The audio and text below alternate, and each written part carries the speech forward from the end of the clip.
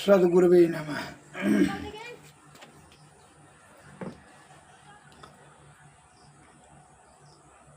84 लाख जीव हैं इस संसार में, संत महात्मा तथा महापुरुषों ने बता रहे हैं।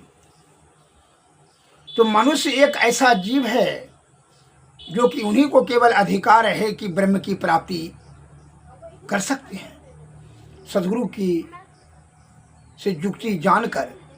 अतः इसलिए संत महात्मा कहते हैं कि यह जीवन को जो योनि दर योनि जो भटकते जा रहे हैं अधोगति में, जो नाना प्रकार का दुख रोग शोक संताप पाप ताप काम क्रोध मद मोह लोभ ईर्षा राग द्वेष इत्यादि जो कि चक्कर में फंस करके नाना प्रकार का दुख सहते हैं, इसे निवृत्ति पूर्ण रूप से प्राप्त करने के लिए सद्गुरु के शरण में जाकर के विषय का त्याग, साधु की संगति, अध्यात्म का ज्ञान और सद्गुरु की कृपा से उनका जो है युक्ति प्राप्त करने, युक्ति से भक्ति, भक्ति से मुक्ति प्रदान, अर्थात जीवन मरण से मुक्त, फिर जन्मने और मरने का झंझट ही समाप्त हो जाएगा।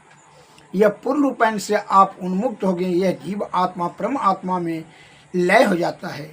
इसके लिए आप अंतर्मुखी अंतः साधना से इंद्रियातीत होकर करके ब्रह्म की प्राप्ति कर सकते हैं, तभी वही श्रेष्ठ है।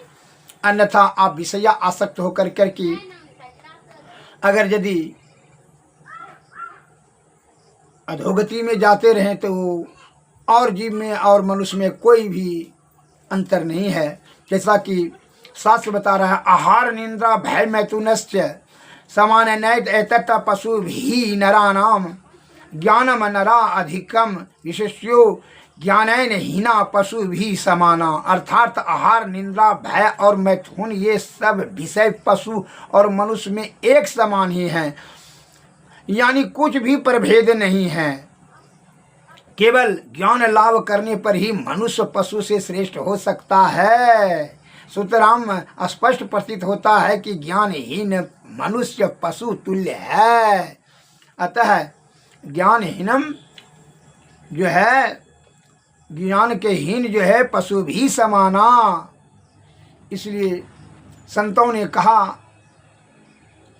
कि आप इंद्रियां की आसक्ति को त्याग करके जीव आत्मा का परम आत्मा की प्राप्ति करने के लिए ही जतन करें। यही बुद्धिमान मनुष्यों का सर्वोपरि कार्य और पुरुषार्थ है।